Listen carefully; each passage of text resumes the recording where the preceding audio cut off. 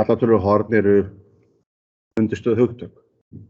Hérna hún Júlíana, hún bóndi í Fljótshlíðinni og það hún sem smíðar fötin og hlöðurnar þar. Pussar og sveigjar yfir því að hafa minni þakkalla heldur en 10 gráður og óþarft að hafa meir en 60 gráður. Við erum að hugsa þetta svona sem þau. Það sem hún lærði, eða segjum bara hún hafi uppgötvað það sjálf, var þessi aðferð til þess að finna lengd á stoðum til mæni. Og þetta gráðuboginn hennar. Við höfum þetta í þægilegum tölum. Hann nákvæmlega 1 metri á kant. Og hér tommustokkurinn hennar. Hann 2 metrar. Það sem hún gerir að hún leggur þetta bara á stofugólfi hjá sér, gráðuboguna svona þegar hún þarf að fylla inn í töflu og fara að reisa þak einhvers staðar og hún vill vita hvað stoðin undir mænina á að vera há. Því að hún góð í hlutfallareikningi, þá veit hún þarf bara að vita hver hækkunin þarf að vera fyrir hvern 1 metra til hægri, ef við hugsum bara með þannig. Þess að það hallatalan sem hún að leita að, en hún vill vita, vegna þess að flesti segja ég vil hafa þetta og þetta mikinn halla á þakinu mínu og segja frá því gráðum. Það sem hún gerði var að setja nagla hér og nagla hér og svo strengjur hún bara spotta hér á milli.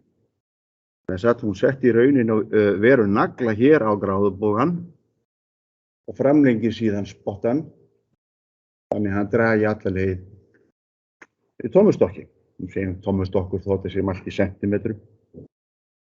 Hún bjóð sér þá til þessa litlu töflu og hún byrjar hérna uppi, hérna 60 gráður horn og hún dregur hér upp og svo setur hún upp góðugleraugun og sér þetta hvað að segja, 173 sentimetrar og skráir það bara hér á töflu. Þetta algengustu málin. Hún reyndar myndi ekki að reisa þak með 60 gráður hall, það hafa komið fram og svo þakallir að vera 50 gráður og þá setur hún nagla hérna, kannski bara lykkju og strengi síðan hér og þá les hún hérna eitthvað aðeins minni en 1,2 metra sem stoðin ætti að vera. Svo skrá hún þetta bara samviskusamlega. Svo var hún beðin hérna að hafa 25 gráðu halla. Og þá gerði hún þetta náttúrulega bara svona, hann var ekki í töflunni. Hún strengir hér, spottan og hún sér að stoðin á að vera hvað? 0,4, hún skrifa 0,46. Get viti að vera að segja eitthvað nákvæmara heldur það. Hann bara ekki það nákvæmur þessi kvarði. Og hér þá villa, það stóð í bókinni 0,56, það 0,58.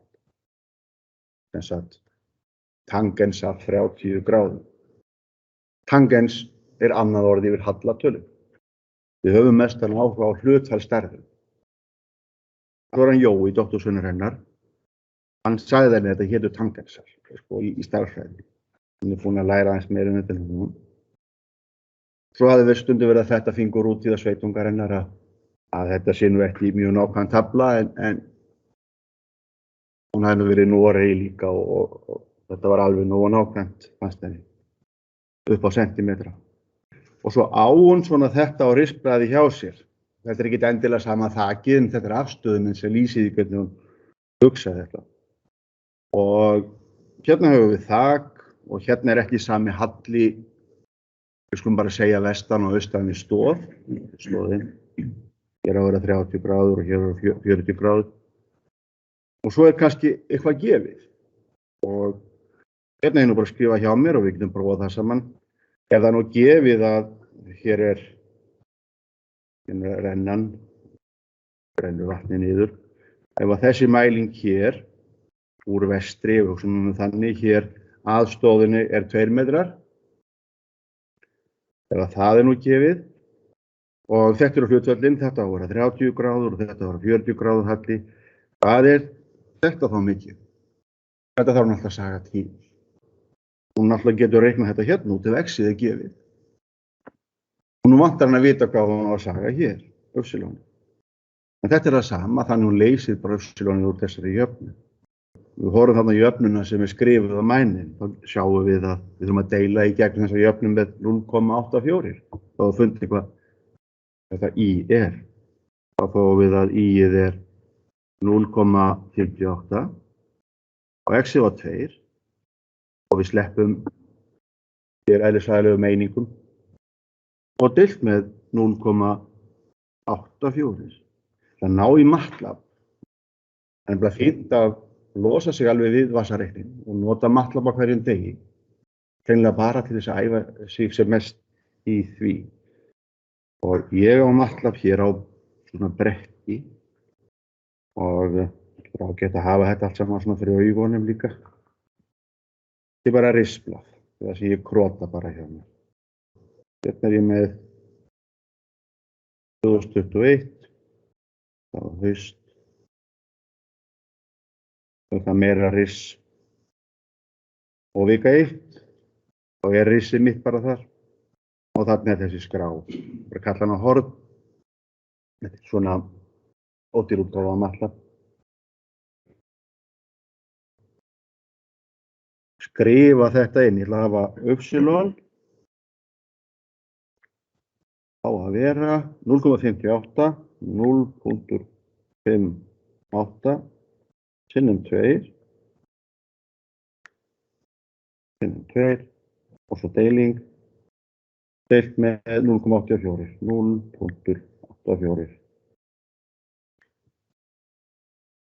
og svo ýti þetta þrýrningin uppi og þarna fæ ég þá málið á hvað á ég að gefa marga aukastæði miðað við allar forsendur 1,38 nú ætlum ég að hafa eðlisfræðilegar einingar þetta er í metrum af því að x er 2 metrar hvernig á ég að saga til þessa spýtu get ég sagt 1 metri 3,81 með þessum tommustokk en þú getur ekki mælt svona nákvæmt þannig ég á bara að skrifa 1,38 metrar það er svo að hugsa nákvæmni líka það er bara hreinlega ekkert vit í því að setja eitthvað nákvæmt fram þarna ef ég hef ekki farða sem ræði við það. Þetta ekki eðlilegt einhvern veginn? 138 cm. Centi, 100. 138 sinnum 100 metra, centimetri. En við þýðum þetta bara beint úr gamla latínunni. Þetta lukkaðist. Og svo hérna Jói, dóttursonur hann Júlíu, hann sagði henni að hún geti bara átt vasareikning. Þau eru ekki með svona töflu og henni er ekki vel við það, gömlu konu. Það er góð tafla gulli betri, munum það og það á við víða. Ég vil biðja ykkur að hafa þetta yfir með mér, góð tafla gulli betri. Og hérna.